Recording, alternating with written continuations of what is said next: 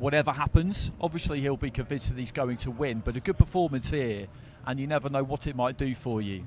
We saw him against Joseph Parker, ran him very close in that fight. That was a massive fight down in New Zealand, and the defeat against Lucas Brown was more unexpected, I would say, but he's had a win since then. Well, here is Mr. Junior Farr. How are we? Yeah, very good, very good. It's a beautiful place, so yeah. I've seen you've been taking it in a little bit this week. You've been having a look around. You enjoying Riyadh? 100%. To be honest though, but this is probably the first time that I've been outside the hotel. You know, I've just been focused on my training and my resting. But just to come out and just kind of like, you know, take all this in, man, this is a beautiful, beautiful country. It's a big opportunity for our man here.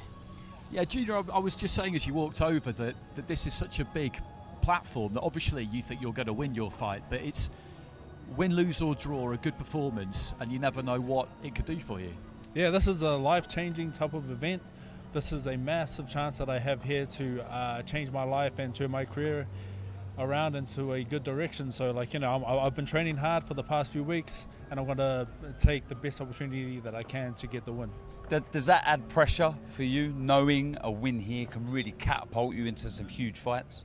A little bit of pressure, but I know I'm seen as the underdog, so, you know, not too much pressure in terms of that. But I do expect a lot of things from myself, so I'm putting pressure on myself because I know I can do this and I know I can perform, and I will perform on the night. Frank Sanchez, you know, he's one of the best heavyweights out there, right? He's pretty good. What's the plan? Throw a left, throw a right, get him out of there. hit him more than he hits you. 100%. He's the kind of guy, though, isn't he, who I remember seeing his fight against F.A. Ajagba, and he won that fight and made it really tough for Ajagba. And he's really well ranked, Sanchez, but he's the kind of bloke who, if you're above him in the rankings, you don't want to fight him because, I mean, it's hard work, isn't he? He's not a typical heavyweight. He is a very good clever boxer, Cuban, so brilliant boxing skills there. I definitely know what I'm in for the night, and like, you know, I've trained accordingly for that. I'm going to execute my plan and just try and like, you know, try and make it a hard night for him, make it a good night for me, and then go home back to the kids and just, like, you know, celebrate Christmas. Junior, we can't wait. Best of luck to you. There's so much media that want to talk to you, and we'll see you tomorrow. Good to see you. Thank you guys so much. Appreciate it.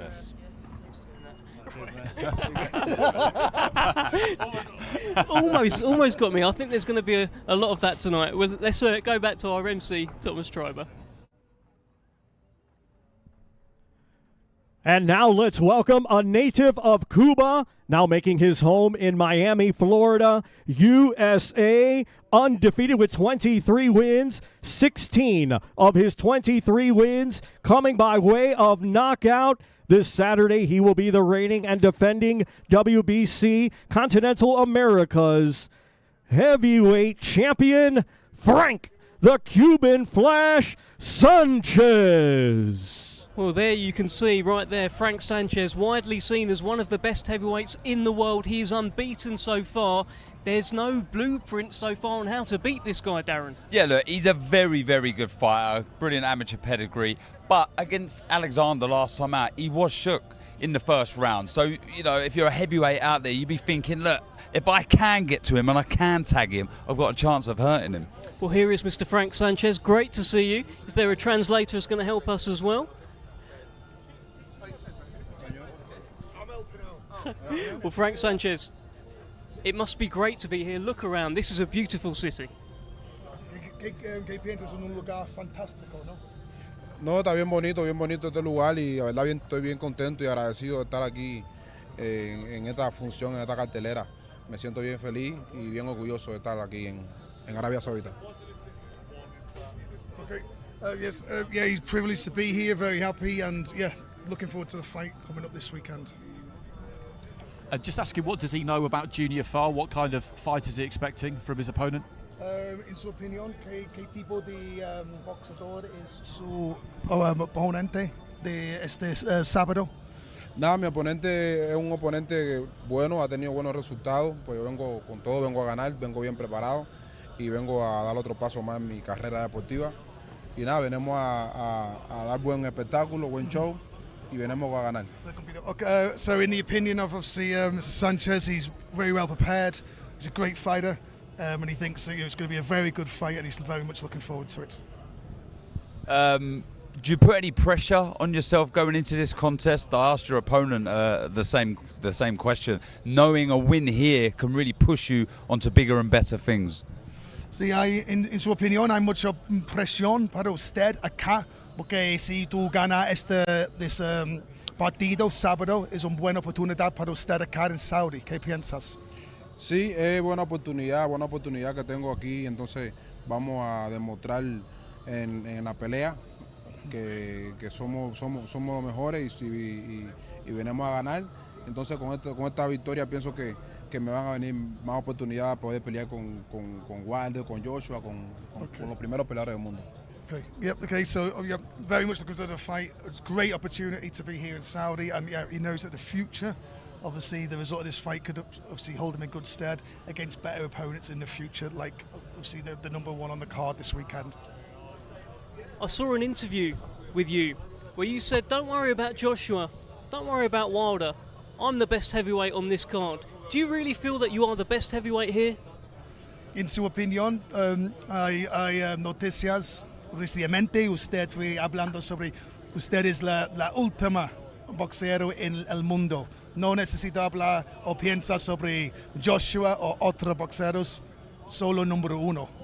No, bueno, yo el número uno en el mundo quiero ser yo, pues yo quiero enfrentarlo a cualquiera de los peleadores, los primeros peleadores del mundo. Y yo sé que tengo para ser el campeón y lo voy a hacer, por favor de Dios. Yeah. So yeah, he's saying he's not claiming that he's actually number one, but he's claiming that he's on that ladder and he's making his way, build himself up in the ranks, and that'll hopefully be the opportunity in the future. Just very quickly, who do you think has a harder fight out of Anthony Joshua and Deontay Wilder? ¿Quién tiene la guerra más fuerte en su opinión? Who against him? So Anthony Joshua. Joshua y Wallin o Wilder Parker. En su opinión, ¿qué partido es más fuerte, más difícil? Bueno, yo pienso que la pelea ahí entre ellos va a ser la más difícil ahí de Wilder, la pelea que tiene Wilder con Parker. Yeah, so Parker, yeah. It's a harder fight. Yeah, in his opinion, yeah. Okay, fantastic. Great to speak to you. We're going to let you go and speak to all of the media, and best of luck to you on Saturday. Gracias, muchas gracias. Well, that is Mr. Frank Sanchez. Let's head back over to Thomas Triber.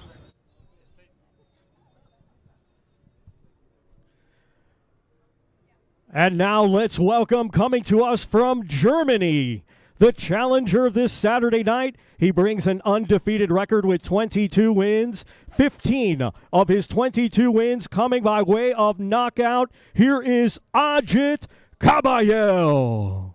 Here comes the unbeaten European heavyweight champion, AIT Kabayel, and actually a two-time European heavyweight champion. And look, since that Chisora win, it was a few years ago, he hasn't really had that breakout fight, has he? He's been a bit unlucky, to be honest, because he beat Chisora, back end of 2017, defended it, then vacated it because he felt like something was going to happen. Then we had COVID, then it looked like it would happen because he was bang in the frame to fight Tyson Fury December 2020 back in the UK, but a fight that in the end didn't end up happening, which would have been very disappointing for him. And really since then, he had been ticking over, but now he's won that European title back, and he's been waiting a long time for this. Well, here he is. Let's speak to the man himself, AIT Kabayel. How are you guys? Good. Hey. Beautiful city, isn't it? Come on. Yeah, it's very beautiful. I'm really shocked. I've seen you've been walking around. You've been doing a little bit of exploring as well in Riyadh as well. It looks like you've really taken it all in. Yes, Riyadh is very beautiful. I don't know, never see this. I was never in my life in Dubai, and I see Riyadh is very beautiful. Really, really nice. You're in. Look, there's no question. You're in with a monster on Saturday night. Yeah. How do you approach a fight with a guy like that? This is Aslanbek is maybe he's a strong opponent. He's you see like a beast, And Saturday was a big challenge for me, and I train hard for this challenge. We give everything in the training camp, and Saturday night we will see. He is a monster or not monster. You've waited a long time for this kind of opportunity, haven't you? Because you're a two-time European champion. it looked like you were going to fight Tyson Fury, and yeah, that breakout fight to step above European level, that's what you've been waiting for. Yes, 100%. I wait long time for this for the chance, you know, and you know, you say Tyson Fury for 3 years, maybe I will fight with him in the Corona time, and after I will fight with AJ, not coming, and now we fight with Aslanbek, and this is a level of the world, the level of the world. I will you know, challenge myself. Maybe I will give my best, and we will. I don't know what I say, you know, on English, and we will make it shock the world on Saturday night. We give my best, and inshallah we win. Do you see this as the toughest fight of your career? Yes, 100%. Now I'm the big man. Six years before I fight with Chisora, and now I'm 31 years old. I fight with Chisora. I was 25, and now this is the biggest fight of my career, 100%. If you win Saturday, how far away from a world title shot are you? I don't know. I'm not interested in what come after the fight. You know, I concentrate only Saturday night, and after the fight we will look. And when I come fight with AJ, I fight with AJ. When I come with Fury, I fight with Fury. We will see. All right. How do you win the fight Saturday then? I give my best, and we will see. I win 100%. We will see. You're obviously the kind of athlete, the kind of fighter who stays in shape, stays ready, because this was put together at fairly short notice, and it just shows if you do that, you never know what can happen. Yes, this is a really big show, you know. This is this is in my career really the biggest show of my career, you know. And yes, I'm happy that I'm here, you know. I'm a little bit nervous. First time in my career, too much cameras, and Well, you're taking it in your stride. You look relaxed. Yes, thank you. Tell me this, do you watch tape? Have you been watching tape of Makhmudov? Because all the tape I've seen, he just knocks guys out. Have you been not watching this kind of tape? Yeah, we will see. I don't know. Makhmudov fighting his career, not the biggest name. Only when you see Takam, he fight with Takam, and he's good opponent for me. You know, I think for him it's the biggest challenge in his career. You know, and I'm not a trash talker. You know, I will only give my performance on Saturday night, and we will see what we will see. No, I look forward to it. I wish you all the very best. Thank you. Great to speak to you, Mr. AIT Kabayel. Thank you. Thanks. Let's head back to our MC, Thomas Treiber.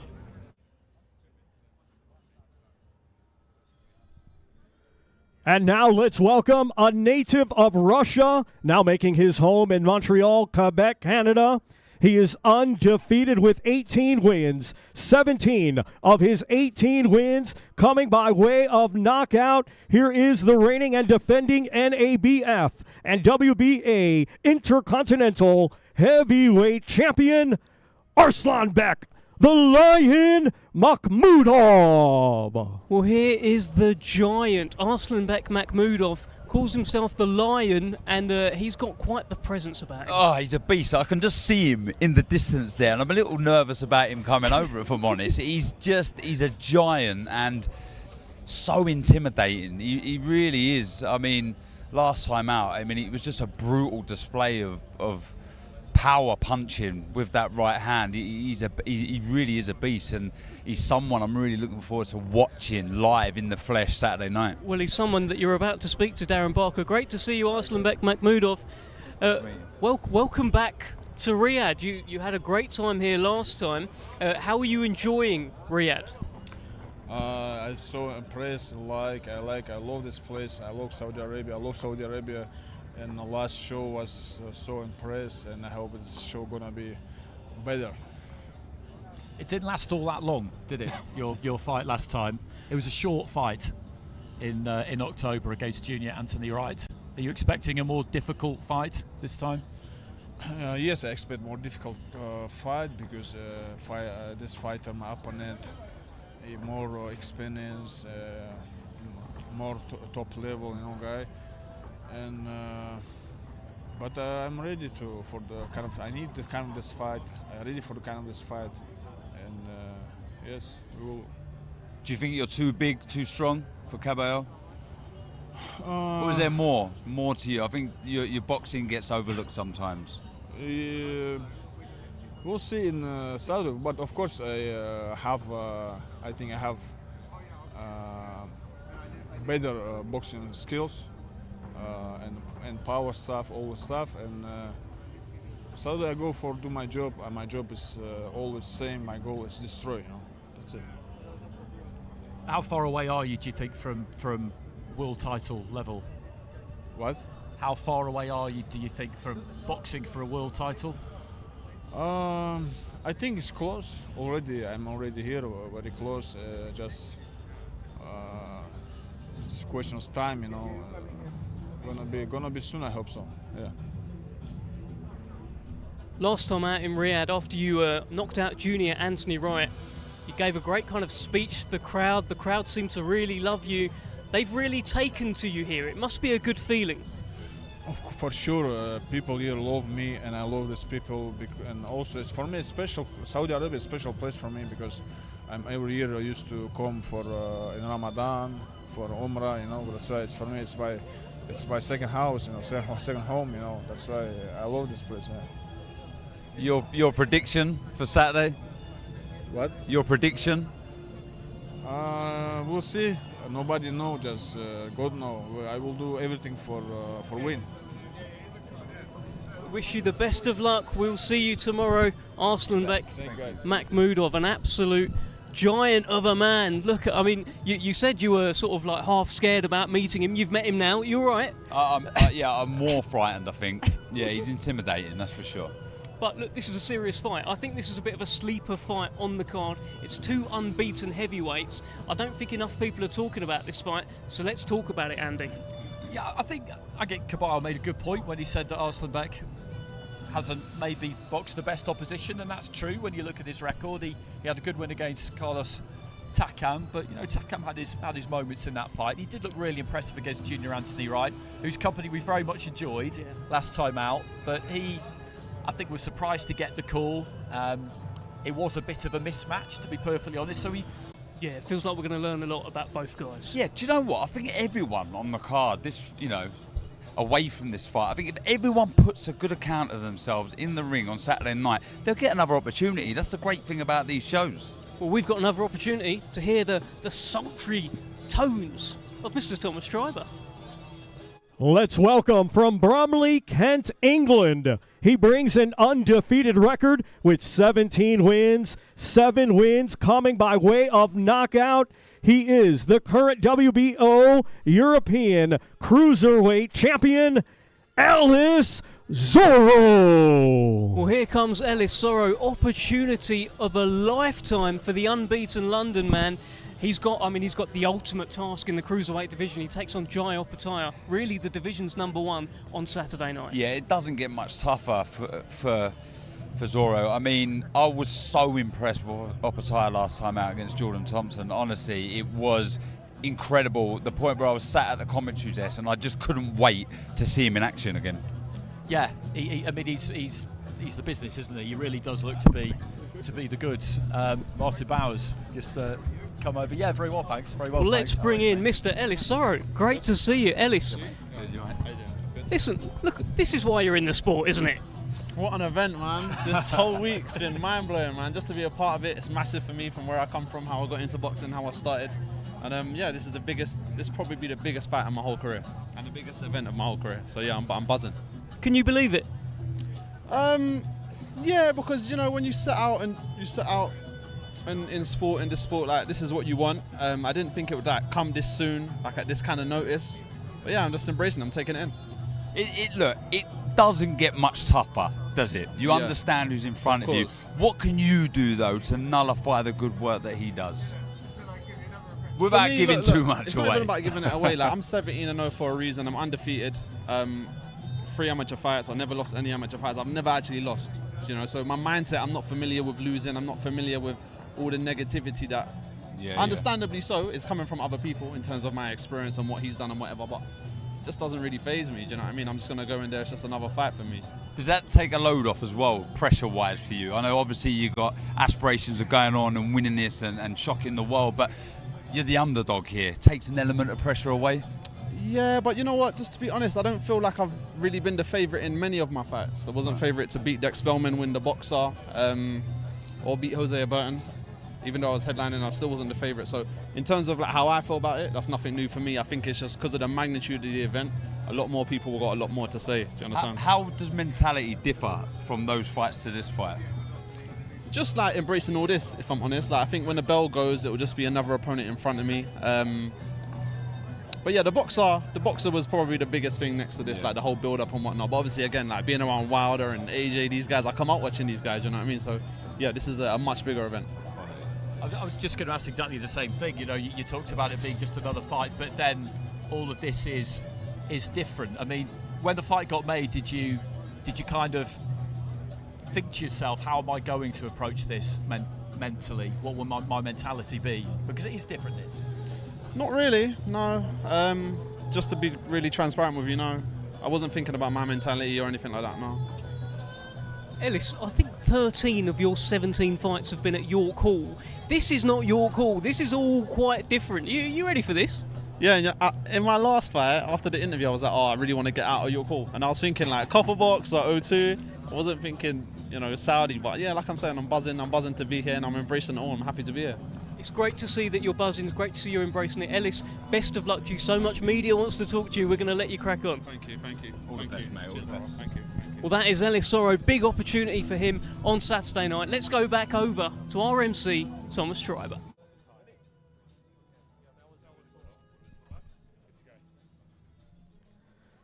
And now let's welcome, coming to us from Sydney, Australia.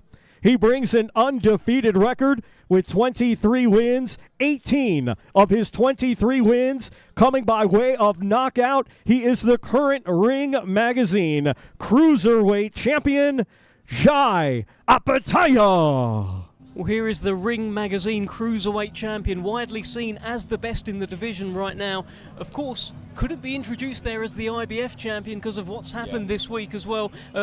Here is Xai Aaya. Just an animal, a beast.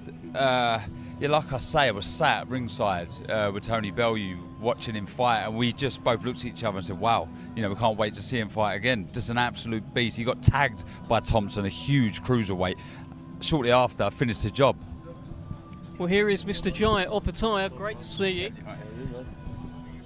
Yeah, you can't leave him out. Sorry, man. That was close for a second there. So close, Sorry. I was going to try and start it out. Yeah, we can do it again. Listen, no, Oh, I'm gonna do this. Listen, Xai, you've had this focus about you all week. I've watched some of your interviews. You don't give much away. You ready to put on a show and show the world what you're all about on Saturday? I'm locked in, you know. All I'm thinking about is the fight. I'm not here for, you know, all these cameras and stuff. We promote the fight, but for me, it's just pure business. We've spoken before your fight with Jordan Thompson, and the big question was the size of Jordan Thompson. You must take a lot of confidence away from that fight. There was a moment where he tagged you with a right hand, and you sort of just shrugged it off and landed big shots of your own. Going into this fight, you must take so much belief away from that last victory.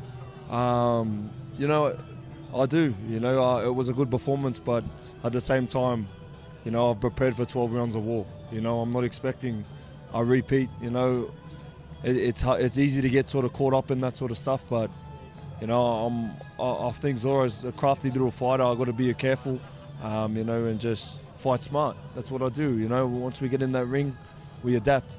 How did he differ from Jordan Thompson, Zoro? Well, obviously the size is a lot different, and his hand speed's decent, but we get in there and we adapt. You know, we feel the ring. I'm excited. You know, I'm just excited to get in there and do what we do. You know, like I said, I'm ready for 12 rounds of war. You know, if it goes to 12 rounds, I'm ready. You know, I'm fast, I'm fit, I'm strong. Anything that comes at me, I'm ready. We were talking yesterday about the grind of pro boxing and how at times you wondered whether it was worth it. You know, those hard days in the gym when nothing's really happening, you're wondering what's coming next, and this is, you know, this is what it's all about, isn't it? This is what you've been doing it for. It is, man. It's good to be here. You know, it's good to be a part of building boxing legacy. You know what I mean? This is one of the biggest shows in history, so I'm honoured to be here, but I'm pumped up, man. You know, I just cannot wait to get in the ring and do what I do. So, you know, I'm excited. You did say yesterday too, I think when we'd finished recording actually, that you would fancy it at heavyweight at some point. I mean, that's probably a little way off yet, is it? But that's an ambition. Further down the track, man, why not? You know what I mean? And they've just bring in this bridgeweight as well. So 3-time world champion, you know, 3-division world champion, I mean. So, you know, the sky's the limit. And I'm 28, I'm just getting started, you know, and I'm on this massive platform, bro. I'm pumped, you know what I mean? I've worked so hard to get here, and I'm here now, and I just cannot wait to step in the ring. It does sound like you rate Ellis Zoro, though. People have been asking you about other stuff, other fighters, other champions, the whole IBF situation, but you do rate Ellis Zoro. He is a task you've got in front of you on Saturday. 100%. I'm not looking past him at all. You know, I've been pushing my body to the limits in the gym. I am training for the best version of Ellis Zoro, the one that no one's seen yet. You know what I mean? This is his chance to become a world champion. He is who I was before I fought Breeders. You know what I mean? Nobody thought I had a chance. So that's why I expect someone like me coming. You know, someone young and hungry like myself. So, you know, I'm preparing for someone like me. Training like a challenger. No, I'm ready. I just cannot wait to get the job done. You faced off with him once, I think, so far at that launch press conference. How does he shape up to you? And, you know, you talk about how he's basically you from before. Are you seeing that same look in his eyes? I don't know. The energy's a bit different to mine. You know what I mean? I'm here to get a job done, you know, but I'm not gonna let nothing fool me. You know, fighting in the ring's a completely different thing. So, you know, I'm just gonna wait till we get in there and do my adapting there. So. We can't wait for it. Great speaking to you, Xai Aaya. We're gonna let you go. Thank you very much. Appreciate it. Cheers. There is the Ring Magazine Cruiserweight Champion, Xai Aaya. Let's head back over to our MC for the evening, Thomas Schreiber. And now let's welcome, coming to us from Manchester, England, he brings a professional record consisting of 23 wins, just one defeat, 16 of his 23 wins coming by way of knockout. This Saturday night, he will be the reigning and defending IBO light heavyweight champion of the world, defending his title, Lindon King Arthur. He's the IBO king, won that belt, of course, in a thriller against Brian Suarez. And again, guys, the opportunity of a lifetime for Lyndon Arthur. It is, absolutely, and doesn't get any tougher than Dmitri Bivol, like it doesn't get any tougher for Ellis Zoro than Xai Aaya, but he was on good form when we spoke to him yesterday. He was on good form at the launch press conference as well. He's always on good form. Always on good form, looking cool, looking calm. Lyndon Arthur. How is Riyadh treating Lyndon Arthur? I saw there was a robotic Hoover sort of getting in your way earlier in the hotel. Yeah, no, that was it's an experience out here. I say that much. I've been shopping. I've been shopping. Yeah. Been spending that Saudi money. I ain't said it anymore. No, it's amazing, man. Look, it's a skeptical. I'm just happy to be. I'm happy to be a part of this whole event. It's crazy. In terms of the preparation, you haven't had that long to prepare. Yeah. Tough task against someone like Bivol, but is it almost a good thing that you haven't had too long to think about this? You get offered the fight, you take the fight. Look, it is what it is. If someone comes up to you in the street and says, let's fight, you don't get 10 weeks. And, you know, that's how I've kind of looked at it, like, fuck it, we're here now, let's just do it. And Bivol's I was a fan of him, I'm a fan of him still, and I'll be a fan of him after it. He was one of the best pound for pound fighters who, why should I say no to that? Why should I not challenge that and see where I'm at? That's what we're in boxing for. So let's do it. Tactically, without giving too much away, how do you approach this fight? Is it a battle of the jabs, the feet? Do you try and get in there and rough him up? How do you approach this fight? Look, I've got a plan in my head, but Saturday it might be a bit different when you get in there and shit don't work. Bivol's a great operator, but I believe I am also. And I believe I will adapt to whatever is in the ring, and we'll find out Saturday. Just go in there and give everything. You Make a good of account of yourself. You know, it's a win-win situation for me, I believe. So, yeah. Do you make him the number one in the division? I mean, it's him or Better Biev, isn't it? One of the two. I got asked that a while ago, and someone said, "Who do you think would win between him and Better?" I always thought the better boxer will always beat the better fighter. Well, I've sparred Better Biev, and he's not just a brawler. He's not just a strong, come forward kind of fighter. He actually has got a boxing brain, and he's good at what he does. But I do believe Bivol has got the better boxing ability and would come through if they ever fought. Obviously, Craig Richards shared the ring with Bivol. Yeah. Have you had any conversation with Craig about this fight? I don't really know Craig like that. No. I'm not one to reach out and say what should I do. But I've watched the fight. I watched the fight a couple of weeks ago, and I see a few things in there. I'm hoping I'll be able to exploit it and then fight night.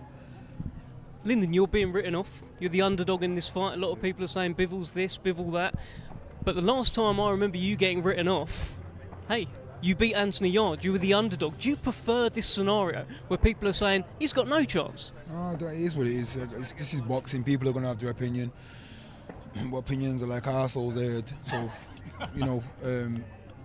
look, Saturday's a few days ago. Away, sorry, and we'll see what happens. Have you pictured this fight in your head? Oh, every day since I knew I was fighting him.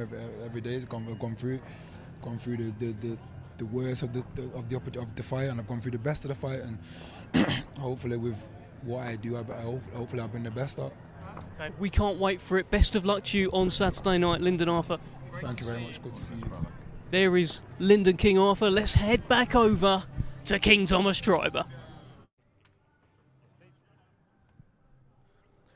And now let's welcome a native of Kyrgyzstan, now making his home in Indio, California, USA, undefeated with 21 wins, 11 wins by knockout. This Saturday night, he will be the reigning and defending WBA Super World Light Heavyweight Champion. Let's welcome Dmitri Bivol.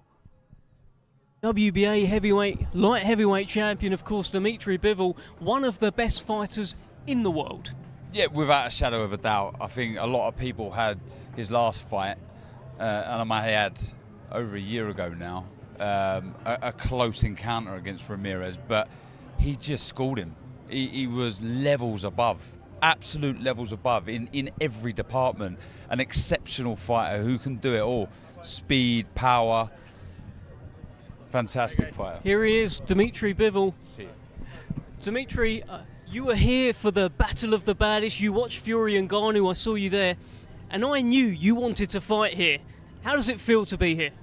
I'm so excited to get my fight, and I'm so excited to be the part of this huge event. Really great event. I never see big card like this before, to be honest.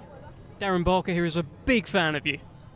Yeah, big fan. And your last performance against Ramirez, a lot of people were saying it could be a close fight. A lot of people were picking Ramirez. You must be so pleased with the way you performed that night.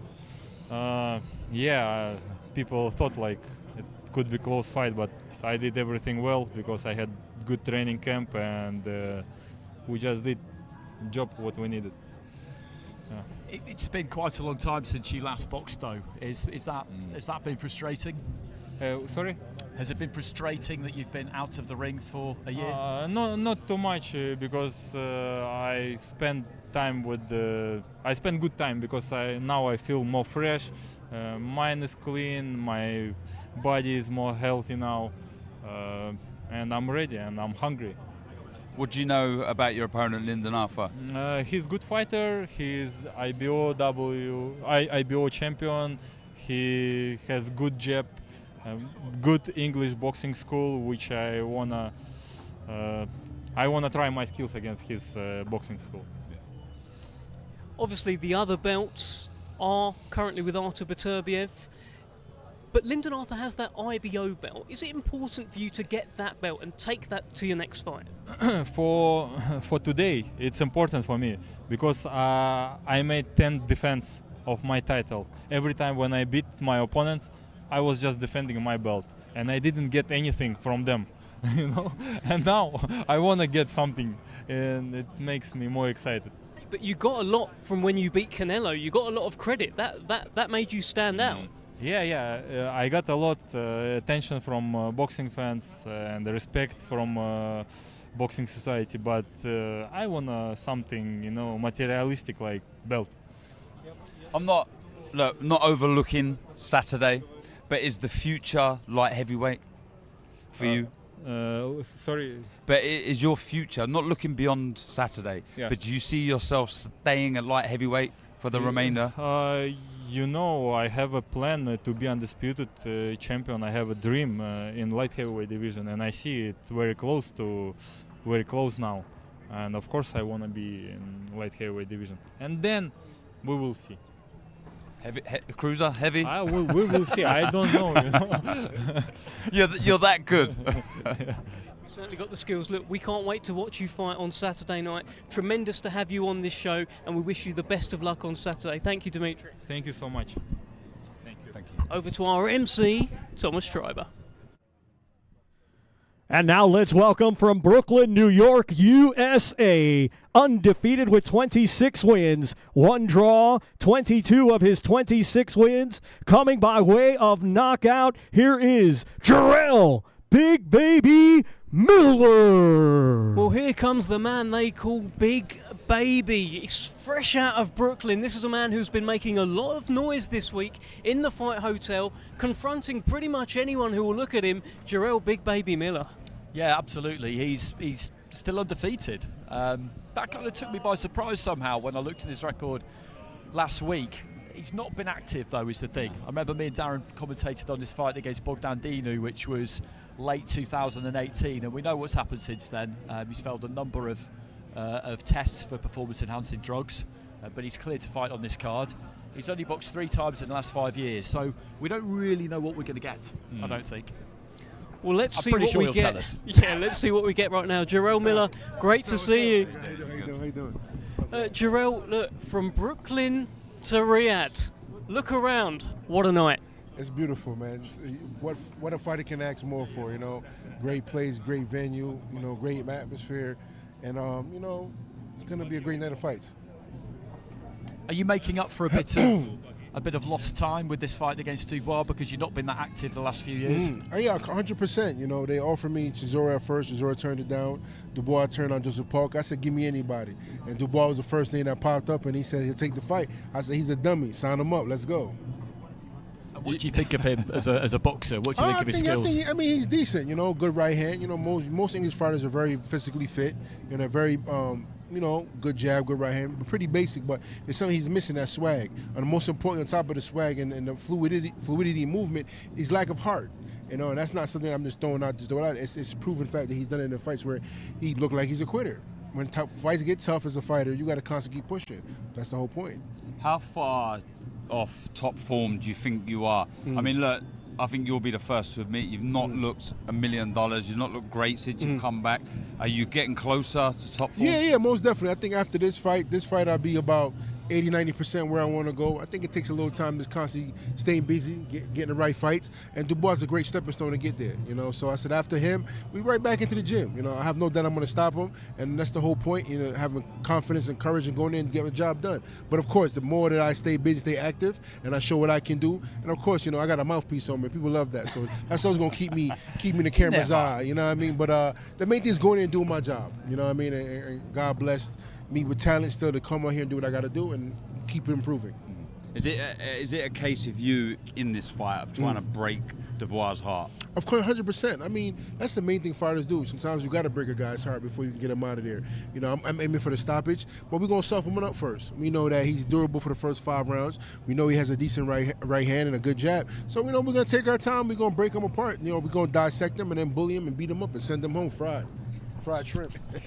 Speaking of breaking him apart, you and Anthony Joshua had to be broken apart yesterday. A couple of occasions. I've seen a few videos going around, Jarrell. What's been going on? No, he didn't have to break us apart. If I really want to, push people buttons, that's easy to do. I told security already and everybody, I'm not going to start nothing more than, saying a couple words. That's part of boxing. That's part of entertainment. Sometimes you got to push guys' buttons. I live rent-free in AJ's head. And so I got his buttons. Some guys, you got that one bully that always pick on you, and I'm that guy. Is that the fight you want? Yeah. If you could pick any fight out there, is that the fight? Yeah, because we have unfinished business. Unfortunately, he has 3 losses now. But it is what it is. It's boxing. He was saying that I'm on a different level. I'm like, no, you're not. You're like number 2 and 3. I'm number 4 or 5 right now. So we're right there. We can definitely make it happen. It's not unrealistic. It's more realistic than anything else. After Tyson's going to be locked in with Usyk. Who else is there? Maybe Deontay, and that fight's not going to happen. I'm showing you that right now. So we have, past beef and a past history. It'll be a great ticket seller and great pay-per-view. Do you think he beats Otto Wallin? It's a 50-50 fight in my head. And the reason why I say that, Otto Wallin's a very durable guy. I've sparred with him. He knows how to mix it up. He has a great chin. And he's durable, and he believes in his heart that he can win the fight. So my thing is, if AJ goes in for the kill, then we're going to see. But in my heart, I think it's a 50-50 fight. I asked Frank Sanchez this. Who do you feel has the harder fight out of Anthony Joshua and Wilder? Man, you asked me a tough question. They're all 50-50 fights in my book. And the reason why is I'm a friend of Joseph Parker. I love Joseph Parker, but he's a great mover. He's a great boxer. If he doesn't get hit, Joseph Parker wins the fight. If he gets hit with the right hand, we know how that goes. So it's a 50-50 fight. Same thing in the next fight with Otto and Wallin and AJ. Both good boxers, both great fighters, but is AJ the same fighter as he was before? And Otto Wallin's coming to prove a point. So in my hand, I think they're both tough fights, to tell you the truth. But because Deontay has to equalize the punch, you kind of favored that AJ might have the tougher fight. Well, Jarrell Miller, we could talk to you all day. I'm sure you could talk to us all day. Of course, and we may talk all day one day, but we're going to let you go, my friend. Plenty of people want to speak to you. Great to speak to you. God bless. Mr. Jarrell Miller. Yes, sir. Let's head back over to Mr. Thomas Treiber, who has Daniel Dubois with him.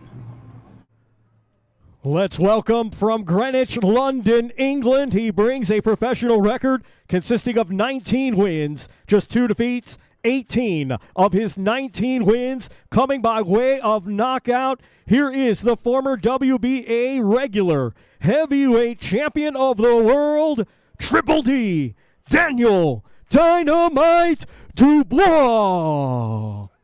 Well, really taking it in. That is a good bit of posing there from Daniel Dubois, flexing those guns. Of course, the last time we saw him was against Alexander Usyk, a controversial fight. Some people call him an uncrowned heavyweight king.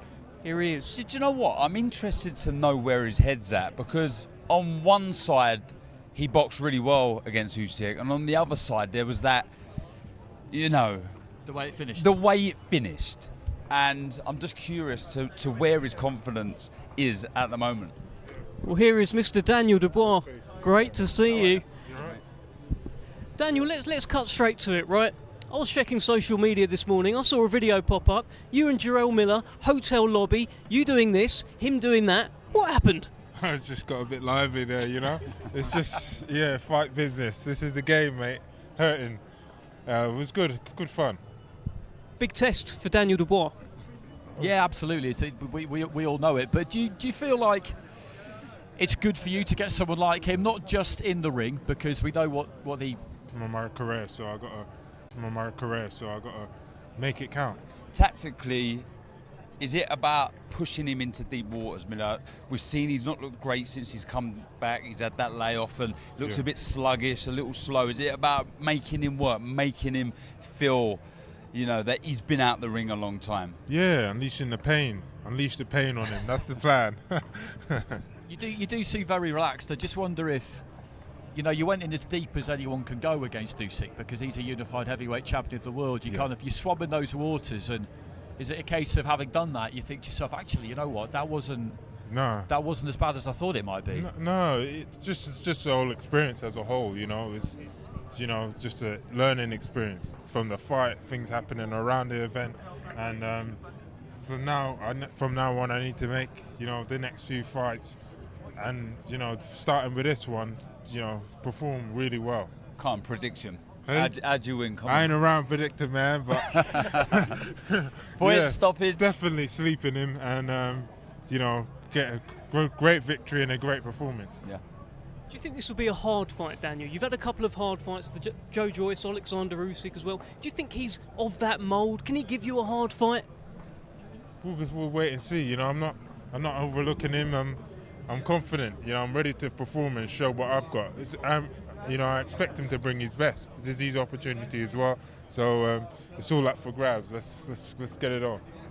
It feels like Jarrell Miller has been talking for years. He's been winding everyone up. Are you going to get extra satisfaction from being the man who gets the job done? Definitely. On paper and everything, I can feel the people in the pubs back home. Do him, Dan. Do him, Dan. I guess, look, you've experienced the good, the bad, the ugly. What you bring into this fight now, you're a more experienced fighter. Absolutely, absolutely. Fitter, definitely change, you know, just all round different fighter and smarter fighter as well. So we can't wait to show it.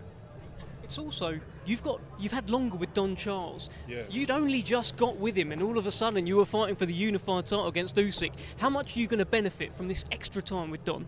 Big time. I feel like now we've learned a bit more about each other, you know, about our weaknesses and our strengths. So it's time to mold and, you know, get the match right. So everything's going well in that department.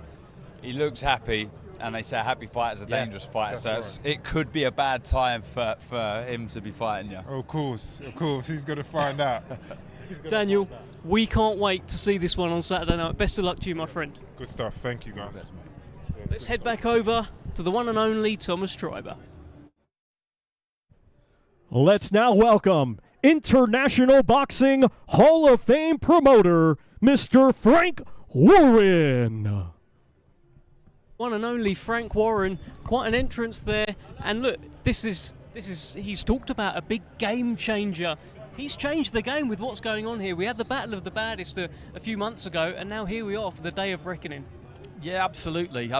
And we know what's coming next. We know what's coming on February the 17th. We know what's planned for March the 9th. These cards are coming at pace. I was chatting to him earlier today, and it never gets old, this sport, does it? No matter how long you've been doing it, and he's been at it a really long time, as has Bob Arum.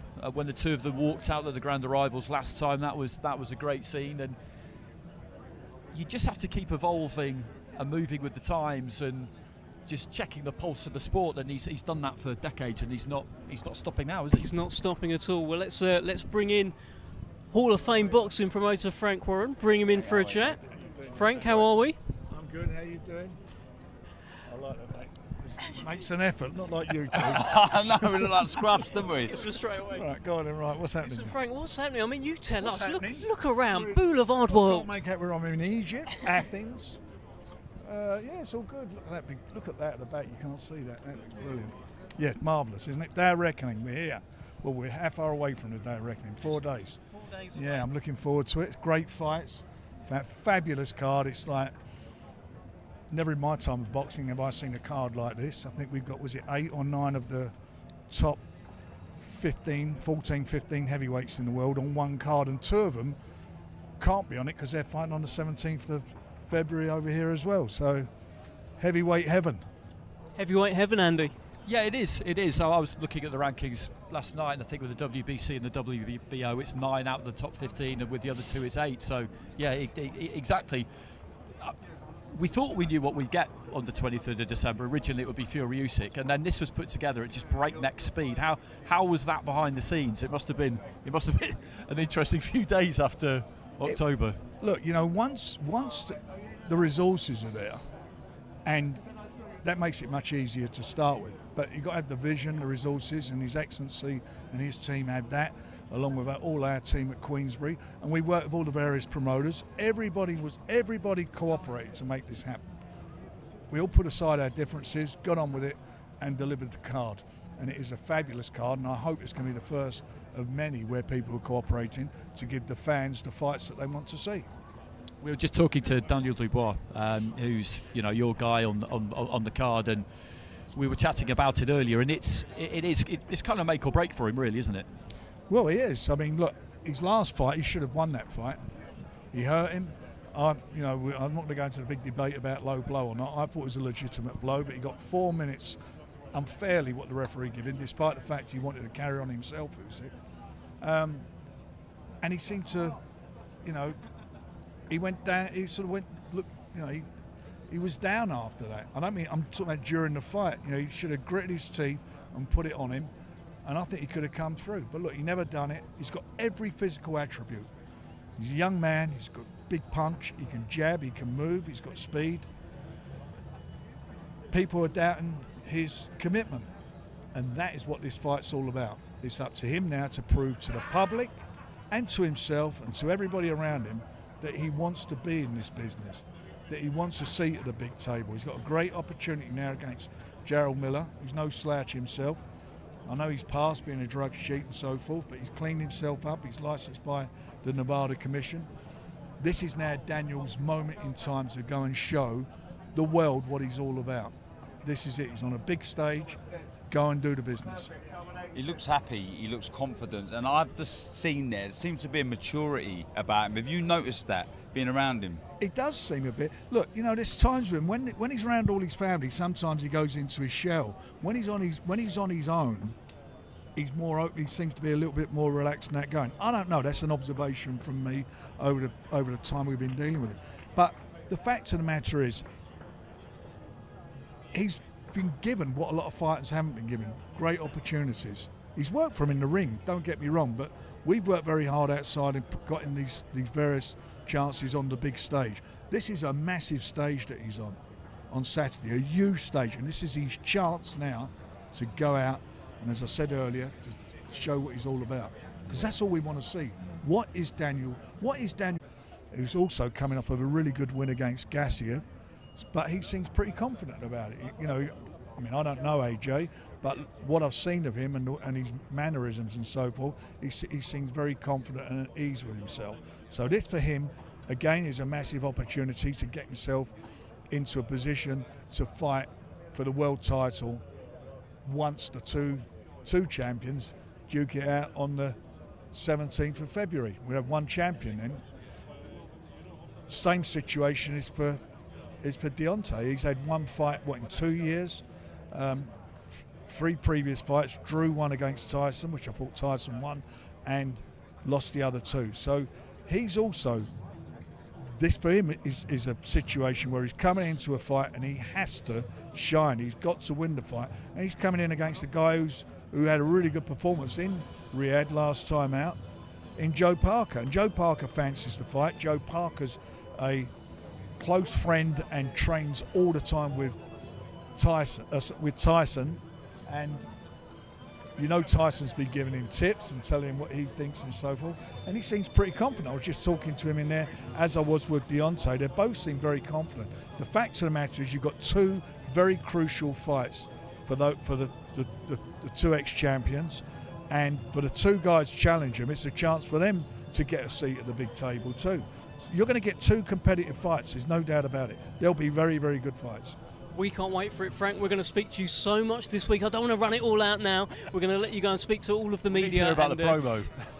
Oh yeah, no, just quickly. How was that promo, the zombie promo? How was it for you? I loved it. Good, yeah.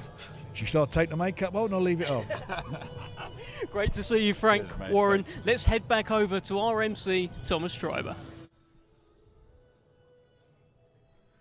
Let's welcome from South Auckland, New Zealand. He brings a professional record consisting of 33 wins, 3 defeats, with 23 wins coming by way of knockout. He is the current and reigning WBO Intercontinental Heavyweight Champion and the former WBO Heavyweight Champion of the World, Joseph Parker. It's the former WBO World Heavyweight Champion, Joseph Parker, and this is the fight. He says it's the biggest fight of his career so far against Deontay Wilder. Quite the task, maybe one of the hardest fights you can take out there as a heavyweight. I'd say so, because we all know about Wilder's power. The only person who hasn't crumbled in the face of it is Tyson Fury, but I think he's a bit sick of hearing about it, Joseph, because the reality is, in heavyweight boxing, they're all capable of turning each other's lights out. Good. Mr. Joseph Parker, how are we? Good. Listen, this is your second fight now in Riyadh. You put on quite a show last time. How is it different this time? How's the vibe? The vibe is good. It's nice to be, listen, we're staying in a nice hotel with all the fighters. We've got our training times, we've got the team here, families here, and I think second time around, obviously it's a bigger fight, but familiar of Saudi Arabia. This is my 3rd time here, so it's good to be back. You look happy, you look confident, Yeah, and I guess your last performance, look, I'm not saying Keane is any Wilder, but you can only beat us in front of you, and you looked very good. Yeah, I feel like this year's been a good year. and I got good momentum. And even though the fighters are not on the same level as Wilder, but I feel confident going into this fight because of the work that I've done in training camp. And I know the last fight was a good win, but this is a different challenge altogether, and I'm excited for it. 31. It seems like you've been I around feel like forever. I feel like I've been around for ages. I mean, that's a compliment, by the way. It does. I have been around for ages, 10, 11 years. Yeah, it's and I'm still going strong. Still in it, still hungry. And There's still a lot determined. of boxes tick for you now. Still 31, but you know, there's experience. There's some big wins there. You've got it all now. Is it now feel the time is right? When I linked up with George Lockhart and Andy Lee, and it took a while, right? But I feel like now, I feel like I'm alive again as a fighter. But I got all this experience, but I've restarted my career again. And I feel like this is, like Andy said, it's written in the stars. And listen, I feel good, had a great training camp, and I'm ready to rock and roll. We were talking yesterday about how everybody's talking endlessly about Deontay Wilder's knockout power, and it's been well documented, but this is a heavyweight division, and you're well capable of knocking people out. Listen, any heavyweight can knock out any heavyweight. I think any fighter can knock out any fighter. It depends on the punch, placement, at the right time. And I know everyone's talking about Deontay Wilder's knockout power, and rightly so, because he's knocked out everyone he's fought, except for Tyson Fury. But I can knock people out myself, and I feel like I've been working on my power, and I'm going to put it on display. And what a man to have in your corner, someone who was in camp with Fury for that fight. So obviously Andy Lee helping a lot in preparation. Andy Lee, with his experience and being around Tyson and his camp, he's able to come up with a good game plan. And I've also leaned on to Tyson for help as well. Yeah. So both of them together, I feel like I've had the best prep ever. Brilliant. I saw on your Instagram the other day that brilliant video went up to show sort of Joseph Parker through the ages, a youngster in the amateurs coming through, winning the world title. Can you believe sort of where you are, how far you've come? Sometimes it's when I think about it, it's amazing. Like I did put up that video and I saw myself and I was like, young Joseph, no beard, and then I listened to myself speak and I was like, who's that speaking? Like little squeaky voice. But now I'm here in Saudi Arabia in front, like this is the biggest event of the year, and I'm just excited to be a part of it, and like thanks to everyone involved for making this happen. Brilliant speaking to you, Joseph Parker. We can't wait for this one. What a fight. We can't wait for this one. Great to speak to you, my friend. Thank you very much. There is Joseph Parker, and now let's head back over to our MC Thomas Triber, who's about to introduce Deontay Wilder. Let's now welcome from Tuscaloosa, Alabama, USA. He brings a professional record consisting of 43 wins, just 2 defeats, 1 draw, 42 of his 43 wins coming by way of knockout. He is the former WBC heavyweight champion of the world, known as the Bronze Bomber, Deontay Wilder. Former long-reigning WBC World Heavyweight Champion Deontay Wilder. I mean, when he fights, you have to watch, and you can't afford to blink, Darren. Yeah, you can't blink. Yeah, let alone go to the kitchen to make a cup of tea. You do not be doing that. You know, explosive. I was waiting for that. I was surprised that an unexpected one yesterday. I almost jumped out of my chair. He destroyed me with that one when I was about to interview him. The famous Bomb Squad, the man himself, Mr. Deontay Wilder. He's going to come in here for a quick chat. Mr. Wilder, how are we? Great to see you. Doing okay? Yeah, man. Blessings. Deontay. How you doing? Here we are. I love this. I love that. Looks amazing. Yes, indeed. Here we are in Riyadh, a beautiful city. Yes. You're here in Boulevard World. Yeah. Are you taking a moment to just take it all in earlier? And Darren was talking about how you can't blink. You can't go for a drink. You can't do anything like that, Darren. Tell this guy. He just knocks people out. I mean, look, we know exactly how you fight. Is that a similar approach to this fight with Parker? All action in front of your man and looking for the knockout? Most definitely. You know, that's what brings the excitement to the heavyweight division, the explosiveness, the excitement, and, of course, the secret recipe, the knockout. You know, when people come to see heavyweight boxers, they come to see the knockout, you know. And you gave a great analogy at the first press conference about a slam dunk. You got a 3-pointer, but nothing beats the slam dunk. You know what I mean? So I just thank God that I'm blessed with a blessing and a curse within the right hand, that I can deliver and give people what they come to get dressed and pay their hard-earned money to see. You know, I always say women lie, men lie, but numbers don't lie. It's something that I'm naturally born with and I naturally can do.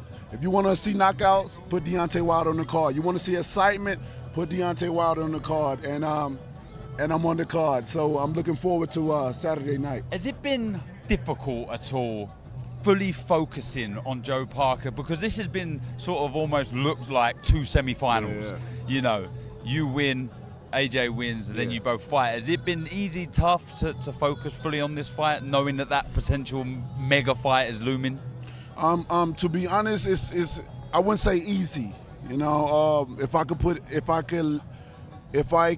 demonstrate the level of it, I would say it's been in the middle. It's been it's been really in the middle because I have Joseph Parker in front of me. You know, I never look past a fighter, but I do window shop. I do look through the glass window a little bit, but it's really been a medium type of environment or level for me because, you know, we're here for Joseph Parker, but everybody want AJ. Everybody, you know, that's been the biggest fight in the world, and it still is. It's been a moment where it's been hot and cold, and every time the talks is talked about, the levels just goes up. This is what I found about the talks about me and him. Is that no matter when it's talks, it's like it get cold, but then when it get back up, everybody gets excited. No matter what. It's like we haven't lost anybody that's not interested in it, you know, at all. You know, sometimes things can linger on too long where nobody finds interest in it no more. They're like, oh, whether it happens or not, we don't care. But when it talks about me and AJ, the excitement automatically just come out of people, and I'm looking forward to it if it happens, you know. But at this moment in time, my whole mentality, my whole mindset, mentally, physically, emotionally, I'm set on Joseph Parker. I'm definitely not looking past him at all. Is it extra special being on a card where it's not just heavyweights, but it's dominated by the heavyweights? Because this isn't something we typically see, is it? I mean, about 8, 9. However many of the top 15 with all the sanctioning bodies all on this one card. Man, this is beautiful. This is what makes this event so exciting, that you have nothing but heavyweights on this card, nothing but hard hitters, and I'm looking forward to being able to display my talent amongst the thousands that's going to be there and the millions that's going to be watching. I'm so happy that I'm a part of this event where this is filled with heavyweights on here, you know, some that I know and some that I don't know, you know, and some could be potential opponents in the future. So I'm just looking forward to it all. I'm just so happy to be here. I'm so happy to be around so many boxing fans and so many people that loving people, I would say. And what better place to be in than Riyadh? What did you make of Jarrell Miller? Has been keeping himself very busy. He's been getting in the face of Anthony Joshua. He's been calling him all sorts. He's been confronting Daniel Dubois, who's actually going to fight. Have you been keeping an eye on it? What do you think of it all? I try to mind my own business a little bit, but you know, you can't help due to the fact of the internet and you know, people have phones nowadays. So when things happen, that's the first thing people rather do, get their phones out than call 911. You know, and unfortunately, I have seen certain events where he have gotten into altercation with some of these guys, and some of my guys have shown me certain things. But you know, my main focus is on Joseph Parker. I don't try to get myself too caught up in the action or the motion of action of others. If you want to waste his time and energy on that, then, you know, it's entertaining for the eyes that's watching. But for me, I'm here for a purpose. I'm here for a job, and I must complete the job, complete the task, and get everything done that I set out to do. I'm just expecting something fairly special in terms of your fight kit, because, I mean, you complimented me, so I feel like I should repay the compliment. But I'm a big fan of this gown. Blessings. What can we expect on the night? Man, you can expect what you always looking to expect, to be sitting on the edge of your seat. You don't know what's going to happen, but when it's happened, bam, baby, good night. So don't get no one by you that's going to interrupt you, that's going to tap you on your shoulder. Go to the concession stands, and if you're at home, get everything you need is sitting right by you, because when Deontay Wilder come out and he's fight, at any given moment, at any given time, it can be bam, baby, good night, like I always say. And, you know, many people talk, but for me, when I talk, my numbers don't lie. This is what I do. God have truly blessed me with a blessing in the curve within the right hand. That's one of the reasons why I haven't had the opportunity to unify the division for many champions. Just like Joseph Parker. He said that he's so confident that he's going to beat me, but I kind of find that hard to believe. And like how you believe in yourself when you're a challenger, but you don't believe in yourself when you was a champion. You know, so we're going to see it on the night of the fight. I can't wait. I'm the best as I've ever been in my life. I feel great, and I'm looking forward to Saturday night. The talking is almost over. The week of the fight has begun, and I'm looking forward to it. Looking forward to it all. We spoke yesterday. You talked about how that goal remains. One champion, one name. I'll let you say it. Come on. One champion, one face, one name. And that's one of the reasons why I'm still involving myself in the business of boxing. Because I have everything I need. I've accomplished so much. You're looking at a man with a statue, you know, so majority of my accomplishments has been set in stone within a statue, and the area where they put it in is historic. If anyone knows anything about, you know, where I come from and where it sits, you understand that change has happened, and it's a beautiful thing to be a part of change. You know, that's something that the world needs more of. Change, and some of that change is spreading the love. That's why everywhere I go, I give people my undivided attention. If I don't know you, you would never tell those on the outside looking in how I greet people, how people come to me, because you know the saying is, I'm a person that I never meet strangers. You'll never know how I greet you or how you greet me, and I return the favor. You'll never know if I knew that person or not, because if you're happy to see me, I'm happy to see you. If you show me love, I will show you love as well. And that's what it's all about. I feel that we're all family because we are part of the human race. It's no such thing as this race and this race individual. We need each other.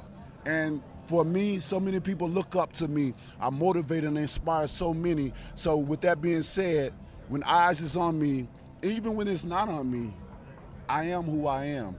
I display a certain different person inside the ring because I must. And if you know anything about risking your life for anything, you know that you must know how to be able to turn things on. But when you know how to turn it off, it's okay, you know. So this is who I am. I'm a leader, and I'm someone that shows people the way of life and how it should be done. Because you know, although I have so much power and so many people get intimidated of what I can do, but I also show them the other side of showing love. So I'm glad I'm a fighter, but I'm also a lover as well. Let me ask you this, Deontay. At the press conference that we had a couple of months ago now, you had a very relaxed, peaceful, almost presidential kind of energy there. You had a great energy up there. You didn't really want any beef or conflict with anyone. And then when you went back to the US, you started doing interviews, talked about Anthony Joshua. What can we expect from you this week? What kind of energy have you got for these pressers, these face-offs? What do you think?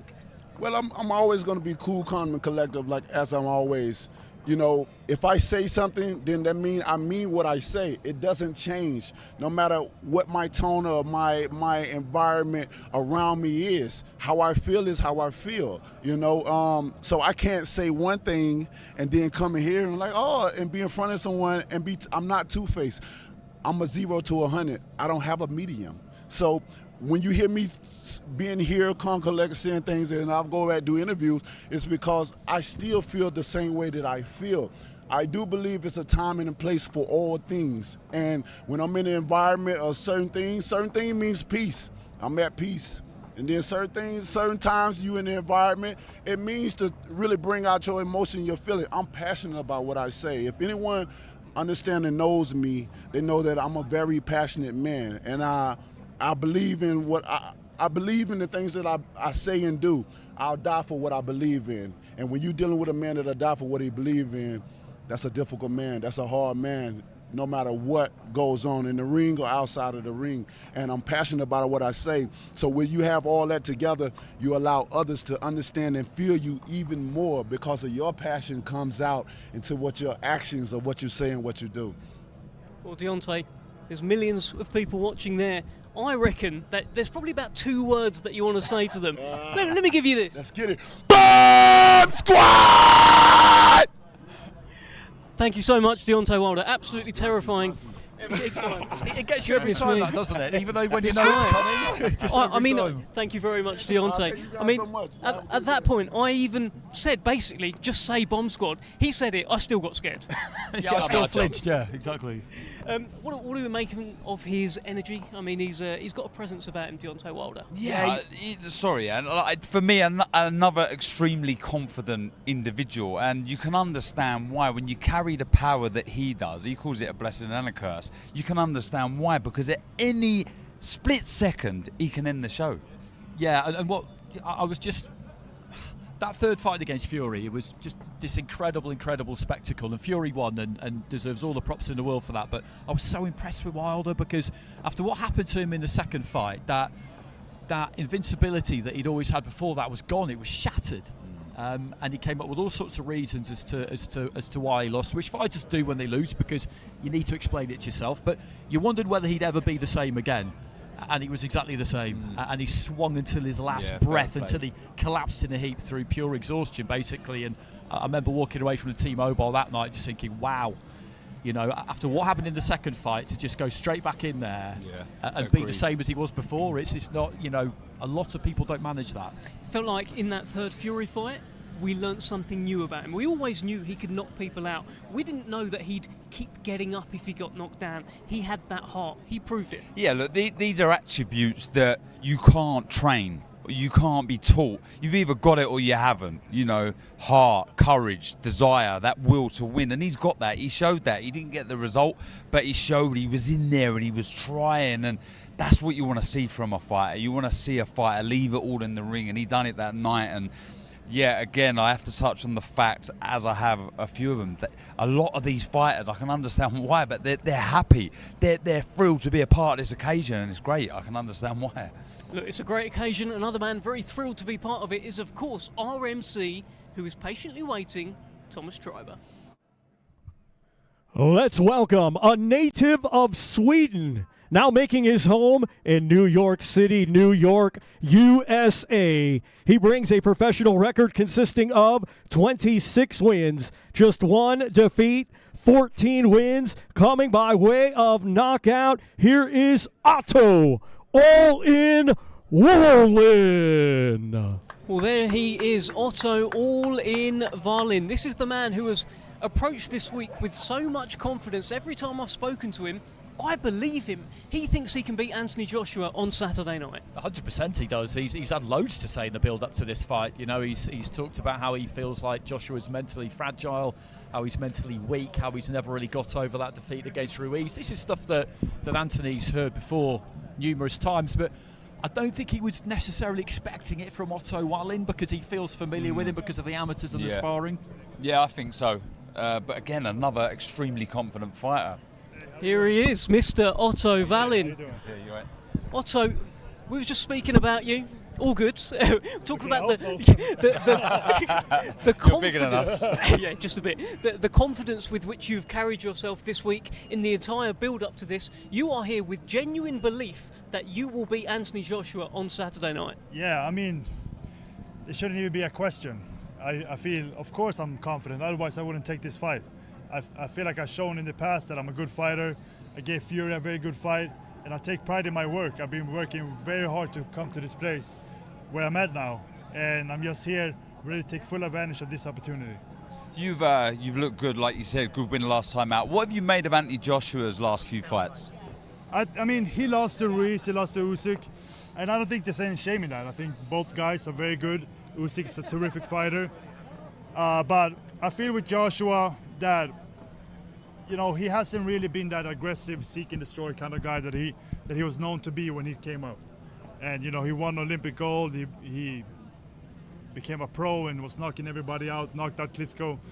And, you know, he's been at the top of the mountain, so I think it's probably been hard for him to realize that he's vulnerable too, that he also can get beat. And I think maybe in the beginning he felt like, you know, I won Olympic gold, I knocked everybody out, so I can't be touched really. So you feel it's a better time to be fighting Anthony Joshua now than it was, you know, a few years ago? Yeah, no question. I think there's two different reasons. I think one, he hasn't really looked the same, and I've got better. So I've worked very hard, like I said, over the years to get to this place. So I feel like I'm getting better all the time, and I'm not sure that he is. Do you think he's been a bit surprised by how vocal you've been? Because obviously you boxed in the amateurs and you sparred, and it's just struck me that he wasn't really expecting it from you. Well, people tell me, even my girlfriend, she said, "Hey, you talked a lot of trash." I said, "Did I really? I mean, it's just the truth." And she said, "Yeah, well, the truth is, it's not always what people want to hear, or the other person, of course." So I feel like I'm just telling the truth. I get the question, I answer them for what I think of it. So. But do you think that's confidence oozing out of you? These words that are coming back, usually it's slightly out of character, but is it just confidence shining through? Well, it might be. It might be. People keep talking about my confidence. It's just, I mean, it's very natural to me. I'm just being myself. I feel very confident, and I have a really good team around me, people that knows what they are doing, and they've been preparing me for this moment. And now it's just the time to deliver. How are the nerves? Because the pot of gold for the winner is huge. Well, it would be amazing. I really, really, really want to win. I got to do everything I can to win. Yeah. But I feel like I have no pressure really. I feel like, of course, I win this fight, I go on to much bigger things. But I worked so hard to be here, so I feel like it's time to enjoy it. Where's your mentality at with this fight as in compared to the Tyson Fury fight? I think basically the same. Yeah? Yeah. I felt very good going into that fight. But I would say I've improved since that fight. I felt like when I fought him, I hadn't been on that level before. So I had 12 rounds with the best in the world, with Fury. And after that, had a few good fights. And now I feel like much better prepared. I've been 12 rounds a few more times. And I'm more experienced, and I feel like I'm better prepared this time. Is that what makes you a better fighter now, the experience that you've gained? I think so, yeah. The experience does a lot, I think. Yeah. Yeah, and also when I was growing up, it was hard to get sparring over in Sweden where I'm from, of course. And then I was living in Denmark, went there when I turned pro. Then for the past 6 years, I've been with Joey in New York and been having great sparring. So that's been a huge help for my career. Let me ask you this, Otto. Do you think his mind is fully on Otto Wallin? There's the talk of Deontay Wilder. This week he's been involved with Jarrell Miller. There's been kind of confrontations in hotel lobbies. Is he fully focused on yourself? I don't know. He probably is. But I think it's all good that these other people are being mentioned. And I feel like I said that I don't have any pressure. I feel like he has a lot of pressure. He has to look good in this fight to go on and fight Wilder. And he's probably very focused on me, but there's also other guys messing with him. So I think that's just good for me. And also, don't remember, he was focused on you too. So at the press conference. It's been an interesting journey for you, hasn't it? Because when you turned pro, boxing wasn't long legal in Sweden. And I remember the first time I saw you was 2015-16 on a Sauerland Nordic fight night, I think in Denmark. And I remember just killing time in the afternoon and chatting to Joey Gamache, and he was telling me, look, I've got a real one here. He's got good, solid fundamentals, very good work ethic, good student. Did you always feel like you could get to this level? I did. It might sound crazy, but for some reason I always believed in myself. From when I first started boxing, I had very good support with my dad, my brothers. They all believed in me very much, and I think that's been a huge help. And I always dreamt of this moment, and I believed that I could get here. Just quickly, how do you see Wilder Parker going? I think it's a good fight. It's no easy fight for Wilder. Depends on what Parker brings. I think if Parker comes out trying to box, he might get knocked out, but he has to really bring it to Wilder, and then I think he can win. Because Parker, he's been active, and Wilder has not been. A lot's been made about the trainer situation. Now, you've had the same team and the same dream the whole time, right? He's making a few changes here and there. What do you think of that? Because, look, a change in trainer, it can help a fighter. It can help, but when you change trainers that much, it's not a good sign. And we've seen it a lot in boxing. It usually doesn't work out well, and I don't think he's gotten better since he started changing trainers. I think he had a good setup with McCracken, and then I think that he's looking for something that he can only find within himself. Do you take confidence from that? Yeah, I mean, I don't think about it too much, but you know, I'm expecting the best Anthony Joshua, so that's what I got to do. And but you know, I don't know Ben Davison that well, but I know that when I fought Fury, after that fight, he got fired pretty much. So Fury went on to hire Sugar Hill, and then he stopped Wilder in his first fight back. So I think Fury got better when he switched trainers, to be honest. That sounds like shots fired from Otto Wallin. Well, it's the truth. That's all it is. What sort of fight are you expecting from him? Because we feel like he's maybe been a bit gun-shy since that fight against Ruiz. But he rediscovered the knockout against Robert Helenius. I mean, do you feel like that'll do quite a lot for his confidence? Will he go looking for you early, do you think? Or what are you expecting? He might. I don't know. I mean, he probably, I would guess that he's trying to come out aggressive. But at the same time, when he does, he's got to get hit with shots, and he doesn't like that. So then he might go back to what he's been doing. We can't wait to see how this fight goes. Best of luck to you, Otto Wallin. Great to speak to you. The one and only Otto Wallin. Big task ahead on Saturday night. And stand by for Thomas Schreiber, who is now going to bring in Anthony Joshua. Let's now welcome from Watford, England. He brings a professional record consisting of 26 wins, 3 defeats, 23 of his 26 wins coming by way of knockout. He is the former 2-time unified heavyweight champion of the world, AJ Anthony Joshua. Well, there is Anthony Joshua, former 2-time unified world heavyweight champion, taking it all in. No stranger to these flashing lights, no stranger to the big nights. No, not at all. He's had massive night after massive night. What interests me about this is the fact that him and Wallin have come last here. Does that mean that they're going to be last on Saturday? Because I know at the press conference in London, one of the reasons why he was a bit tetchy, I believe, was it wasn't just you. It was partly down to the fact that he was expected to come up last, and in the end Wilder came up last. Is this indicative of the order we'll get, or is this, again, have they been jockeying position to achieve this? Well, we will find out on Saturday night. Anthony Joshua, great to see you. Oh, we'll go with the fist bump. Anthony, this is your third fight in the Kingdom of Saudi Arabia. Is this place becoming the home of boxing? I'm not too sure. You tell me. It seems like a great place to be. How are you enjoying Riyadh? It's focused, really. I haven't really seen much of it. I'm just in the gym and back to my hotel. Big fight, Andy Clark. Yeah, huge. We were just saying that you've had big fight after big fight after big fight for such a long time now. Does fight week ever change for you? Is the process still the same as it's always been? Process gets better. You learn more. Just lock in and fight, and just focus fully. You're quite different to how you were yesterday. You were nice and relaxed yesterday. Today you seem to have retreated a little bit further into fight mode. Correct. What do you make of Wallin? Look, he's a tough opponent. We see that against Fury. The shot I'm expecting to see from you is the shot that you threw against Martin, against the southpaw, the right hand straight down the middle. Is that something you're going to be looking for? 100%. Definitely. It's been a lively week with Jarrell Miller. He seems to be coming after you every chance he gets. What have you made of him? The drug cheat. Is that a fight you'd entertain? No, definitely. At no point, no. No way, no. Him and Dylan will make a good fight. All good? We will let you go, Anthony. You're fully focused. Great to speak to you. Keeping it close. Let's go with that one again.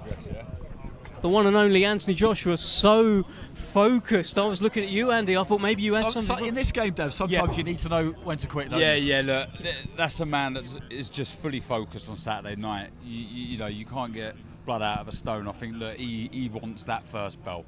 And sometimes when you sense that, there's no point prying and trying. Look, the man wants to fight. Do you find it quite interesting though that it's Tuesday? Yesterday he was chatty, he was relaxed yesterday.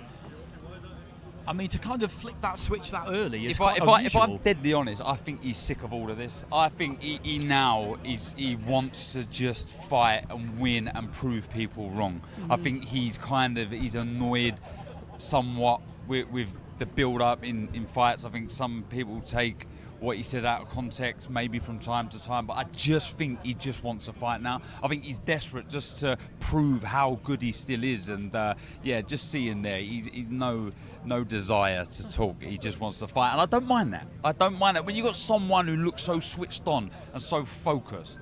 You know, he's not blasé. He's not just looking around and deer in the headlight. He's on it. Yeah. He's on it. And then, if anything, I listened to him there. I'm more excited for that first bell than I was before. Yeah. If he can channel all of that. Listen, people talk about the old AJ. Is the old AJ still there? That looked like a guy who knew exactly what he wanted to do on Saturday night. Yeah, absolutely. It's interesting. You know, I was thinking about this the other day, and fighters who have long careers, they often come in kind of 3 acts. You know, the first act will be the amateurs, when you're doing it just for the love of it, and that's all that counts. Then act 2, you turn professional, and you're chasing the titles and the glory, and you kind of trust that the money will come with it, but it's still not even really about that. And then if you get to the final act, that's really about when you're just doing it for you. And you've got the biggest fights you could get and as much money as you could get, and you don't really care what anybody's got to say about it. And I feel like that's do you know what? What I like about him at this moment is, you're right, he's doing it for him. And I remember asking him a little while back, I think he was at the presser for the Dillian White fight, and I said to him, is the goal still to be a 3-time world champion? He said, yes, absolutely. You know, he's earned millions and millions. He's ticked lots of boxes, but he's doing this because he wants to make more history, create more legacy. And you can see it in his eyes there. He's desperate to prove people wrong and to really turn some heads. Yeah, absolutely. And listen, he's going to turn heads no matter what he does. Every step that he takes, everything that he says on a mic, everything he does gets heavily scrutinised by the boxing world and the public. It must be a lot of pressure to live under. Yeah, it is. And it's impossible to imagine what that's like, basically. And, you know, the world can be a very fickle place. And you look at what he's achieved, like Darren said, in a really short space of time, too, given when he took up boxing. It's absolutely absurd, to be honest, that you take up boxing in 2008, in 2018 you're Olympic gold medalist and unified heavyweight champion of the world. I mean, it's borderline impossible.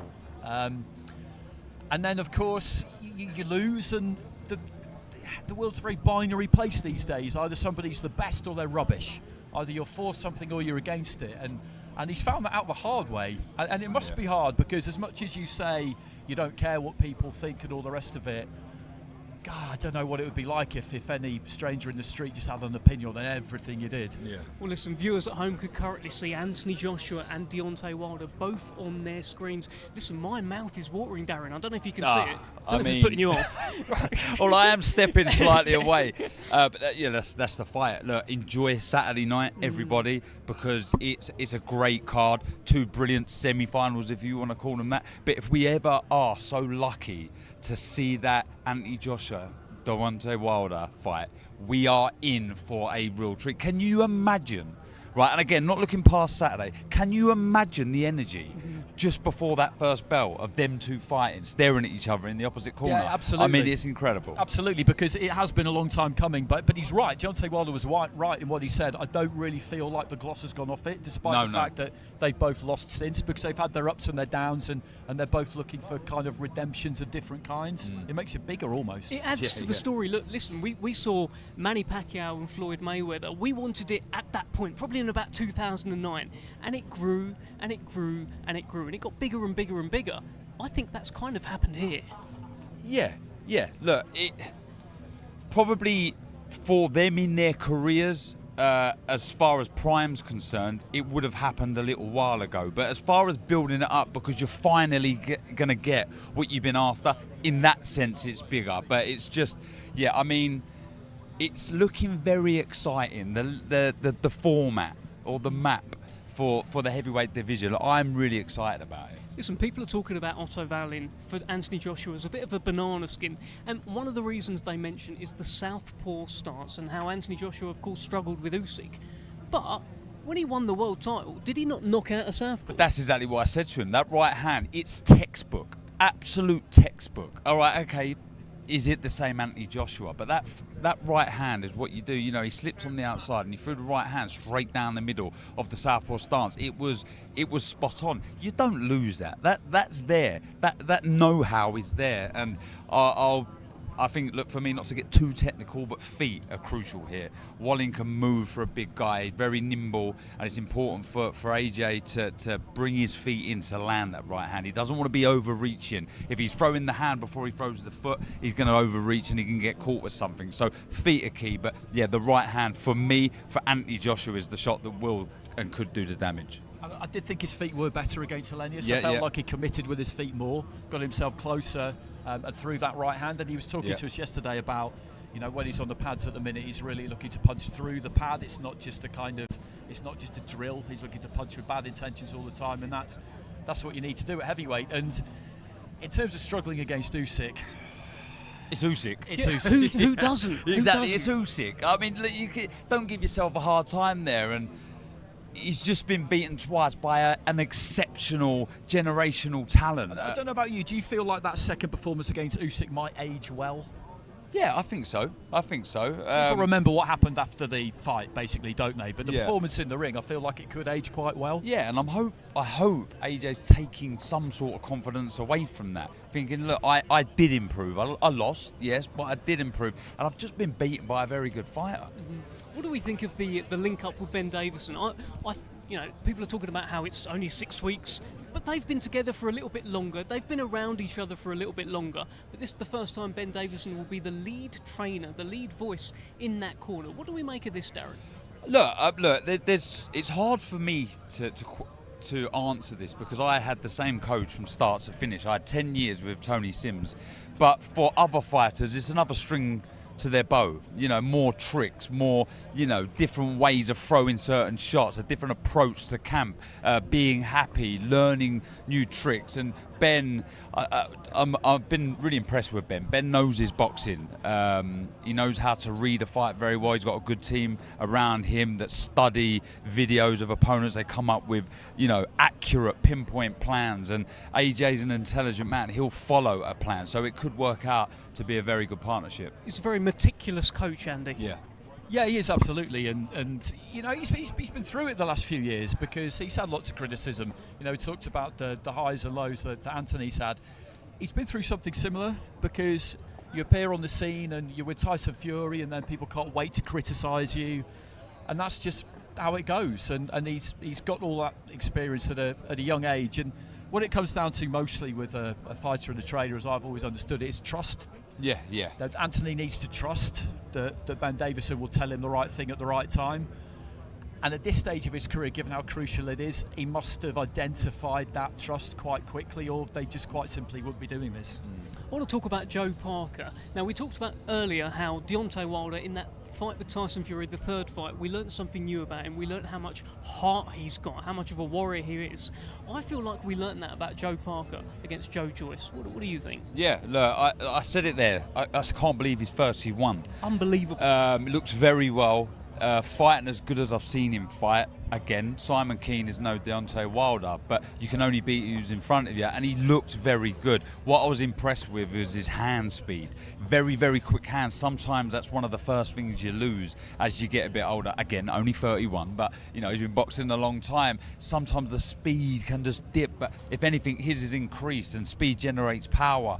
There's just an experience feel about him and know-how about him. His ring IQ's grown and gone to another level, and I think you can see that there. Sometimes you can see, I certainly can, I can see people that are hiding behind a fake personality or hiding behind words. When I see that man walk over and he's full of confidence, that's real, that's true. He's not fazed by who's in front of him, and that's saying something when you're facing Wilder. So I've been asking myself this question, as many have. What is the harder fight? Who's got the harder opponent, Wilder or AJ? And I think it's Wilder. I will probably say Wilder. Okay. You change your mind tomorrow, by the way. No, but I've changed my mind probably today after seeing Parker. Okay. The way his demeanour, the way he looks, the feel, and what he's saying, he believes in himself.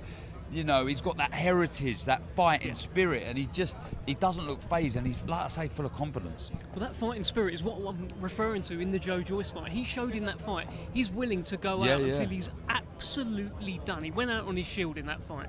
Yeah, he did, and you know, it's a phrase that people throw around a lot in boxing, and I think sometimes it rolls out of people's mouths a bit too easily when we demand that a fighter goes out on their shield. You know, you need to think about what you're saying there. You're demanding of them that they're basically going to risk dying. You know, I'm not sensationalising. That can be what's at stake, and that's a hell of an ask. But against Joyce, you know, he was right in there throwing up until the very end, and you know, not for 1 second did I question Andy for leaving him in there, because he kept hitting Joe Joyce with massive shots, and at some point you think one's going to register. And I think the training link up, the training change for him has been really good, because they were a great partnership, him and Kevin Barry. But training with Andy and also being around Tyson Fury, I think has been great for him, because previously he was kind of the only fighter in the camp, as I understand it. This time around, you know, it's a new voice, which you need sometimes, but you're around other people, and I think that as you get older, particularly, does it make it easier to have a bit of a team? Yeah, it's the big fish, small pond sort of scenario, and success breeds success. Parker will be buzzing being surrounded by these, you know, wanting to outdo even Tyson Fury, want to be the best in the gym, want to, you know, emulate what his friend has done, and it's only a positive thing. It's only a positive thing. Well, it's a hell of a camp to be a part of. It is the camp essentially that has masterminded beating Deontay Wilder.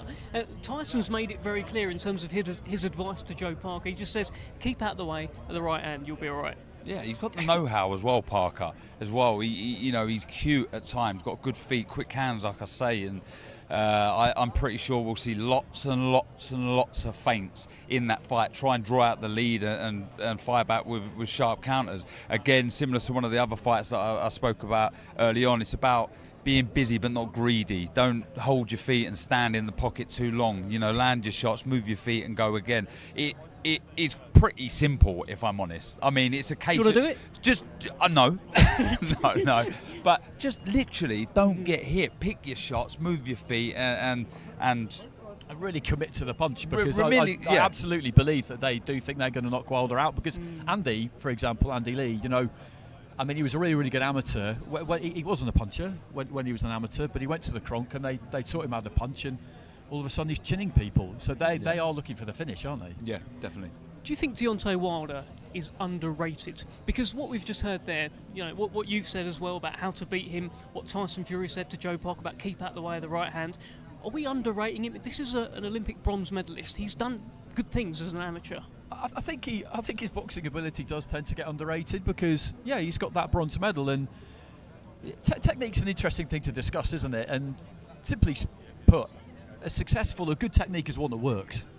Now, it might not be in the manual, the way he throws the shots. It might not be something that an England boxing coach would or even should teach, but you do what works for you. And when he throws that long right hand, that 1-2, I mean, that is pretty textbook, isn't it? Yeah, it is. He throws it correctly. He commits to the shot. He fully rotates through the shots and gets himself in a good position after to move his head.